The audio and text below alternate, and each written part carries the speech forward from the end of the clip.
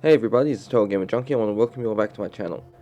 So a few hours ago, the Life is Strange Instagram showed off all the outfits for the Final Fantasy VII outfit pack. Now granted, these just show Max in the shirts, they don't show what the jackets she has are. We do see one of them, but it's one that we've seen previously in one of the pre-order trailers when they showed off the outfit packs. So I'm not really going to add that, but there's a scene in it that I'd like to talk about because we see there are certain scenes happening behind Max, and I would like to discuss them as I show off the outfits. So without further ado, let's get started.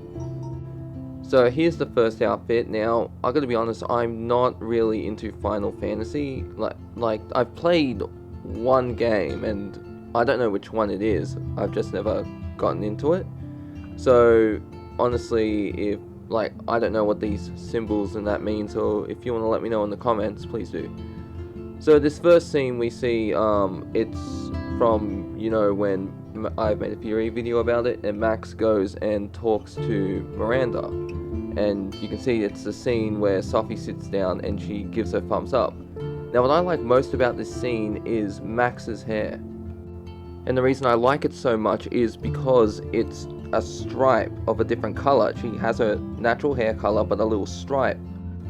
And the reason I like this so much is because, as you know, we can give Max Chloe's hair color. And I've said this before, when I do a walkthrough where my Max chose to sacrifice Chloe, I was curious if I could give her a little blue stripe, as I noticed this with another hairstyle. So it's not just restricted to one hairstyle, we can actually do this. We can choose a hair color, and we can also make it a stripe. So I'm very excited for this because I want my Max to have a little blue streak in her hair. Now this next scene doesn't reveal much at all, except that we know what is happening here right now. This is after Max opened an alternate timeline where Sophie's alive. So this is Max sitting there looking at Sophie, and Sophie's mum is sitting next to Max. So I can tell just from the background and a little flag behind Max's head that's this scene. So there's nothing too much to talk about here. Now this third scene is, I can tell from the lighting on Max's face, this is the fireplace. If you've noticed, I made a previous video talking about this mural theory, and it's also the place where we see in the trailer where Max tells Sophie how she's in an alternate timeline, and in hers, Sophie is dead. Now this next outfit is my favorite one from the pack, and it is this right here. We see Max, she's standing in some kind of room, and you can see that the detective's there. Now I recognize this place, at least it looks to me like it's the same place where Amanda is posing and Max can take a photo of her. Now whether or not this is the same place is up for debate, as you can see the backgrounds are clearly different, and the whole place at Coldon, it's always snowing, so you're always going to see snow at the windows. So maybe it's a different place, maybe not. Maybe this is Max's place. Maybe the place with Max and the detective, that's her place, and this is possibly Amanda's. I don't know.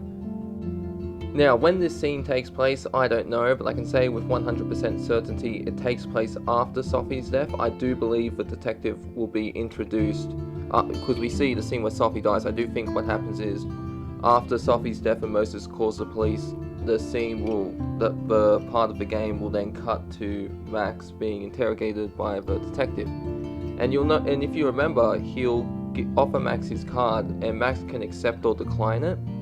Because the point of this game is, we know that Max will inevitably tell Sophie about her powers and how she's in an alternate timeline. But the game gives us an option to tell Moses about Max's powers. So who's to say that Max doesn't have the option to tell Amanda about her powers? Or even the detective, because we know that the detective will see an alternate version of himself. So who's to say that, it looks like the two of them are talking, and the detective from the original timeline is shocked, but the detective in the alternate timeline isn't. Now I think this might be one big misdirect, because we know when Max, we've seen in the trailers when Max uses her powers, she shows the silhouette of other people. Now who's to say that she isn't able to show other people silhouettes of themselves. And so this is Max explaining to the detective, I have powers, and he could be shocked like, what the hell, how is this possible? So that could be what's happening here, and Max could team up with the detective, or we can just have Max try and solve Sophie's murder by herself. She keeps things to herself, except with the exception of Sophie.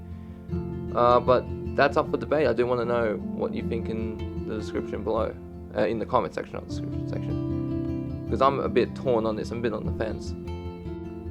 And this could also be another determinate scene where you see the look on Max's face when she's talking to the detective. Could this scene change depending on whether we agree to tell him anything we know about the murder or not? Possibly. Could he be telling Max that, as we know, it's an impossible murder? He could be saying all the evidence points to you, and he could say something like, I don't have any concrete proof, but I do believe you're the one that killed Sophie. And so he just has to find like the motive why she would do it. And who's to say that someone else won't get killed? And that's him telling Max, okay, one of your friends, Moses or Amanda, died. Because the game, it implies, can we save Sophie?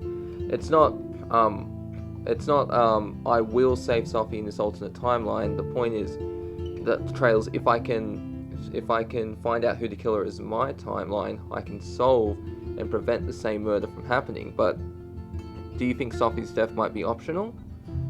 Could there be a potential path that we do where we screw up royally, resulting in her death? Like, that'd be pretty interesting to see. Because how many people in the first Life is Strange died based on our choices? Frank, Pompidou, Kate, like the whole town basically get destroyed, but you know what I mean, just forget that final choice at the end. And let's just focus on determinate characters. So there's Jefferson, Kate, Pompidou, Frank. So I do think that this game will have those same options where characters can die. Perhaps say Moses, for example, could die in one timeline but be alive in the other, and vice versa for Amanda. Because I don't think because if this person is trying to kill Sophie and knows that Max is on his or her tail, then they're going to do everything that they can to make sure that not only they can kill Sophie, but in the other timeline, get away with her murder. Now, the last shot we get really isn't too interesting. You can tell from the police line that this is where Sophie has been murdered, and the police have taped it up because they're investigating. And we see Max wears this, I have no idea what this outfit is meant to be anyway. Someone let me know in the comments. But we see there, and she's looking, this could be shortly after her death, before Max gets her powers, or after, and she's looking at the crime scene. Because we see in another shot, two other shots, you see on the left that Max is across the police line, and the one on the right, you can't see it because the image is a bit cropped out, but near Max's foot in the bottom left, there's the number 1, which is for what police use. Okay, that's evidence 1, 2, 3, 4. So I do think that this is, I don't know when it takes place, but it's after Sophie's death, and that's the crime scene. Well, that's the end of this video, all I really wanted to talk about. I hope you enjoyed this video, and I'll see you all in the next one. This is TotalGamerJunkie, signing off.